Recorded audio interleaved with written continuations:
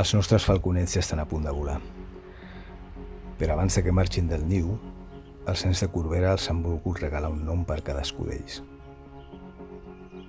Han triat per votació un nom de gènere masculí, un altre de femení i un tercer de gènere neutre.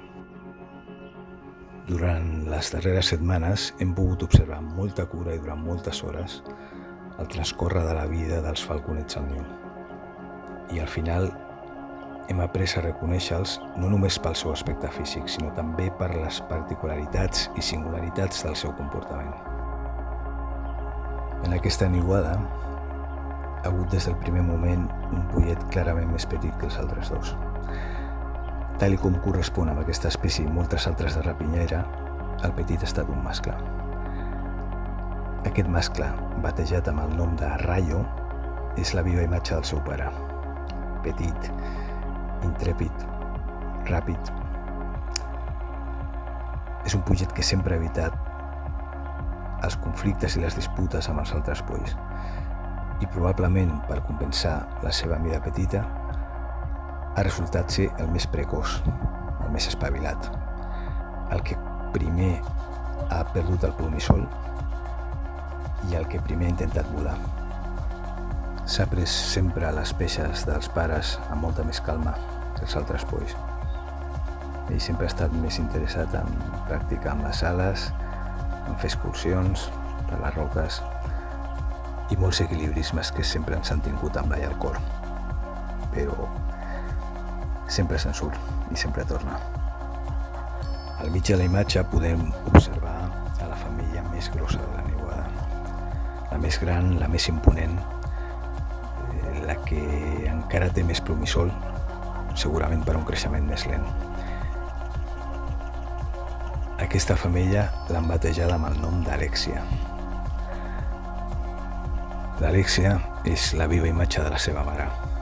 No és una femella particularment aventurera, tampoc ha estat particularment ferotge, però sí ha sapigut imposar la seva mida a les disputes pel menjar. És molt cridanera, molt escandalosa, com era la seva mare quan era jove. És molt tenaç per obtenir el que vol i segurament serà la darrera en abandonar el niu. Per últim, a mà esquerra tenim una altra femella, batejada amb el nom de Boki. La Boki ha estat la femella que ha madurat abans de les dues. Té un plomatge més fosc, amb menys plomissol. És una femella que ha estat més contemplativa en la seva actitud. Ha estat una femella que observa, que analitza, que no és gens escandalosa, però que quan decideix entrar en acció és molt més aguda, molt més certera, molt més intel·ligent i també més ferotge. Diguéssim que és el falcó que tots voldríem tenir al nostre equip. I res més, tots tres falconets han format un molt bon equip, ben avingut i sobretot molt ben cuidat pels seus pares.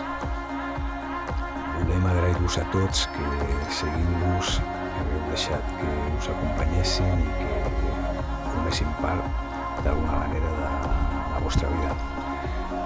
També volem agrair molt als nens de l'Escola al Cor per haver triat per ells uns noms tan macos. Dintre de poc els veureu solcant els nens de Corbera i els podeu cridar pel nom.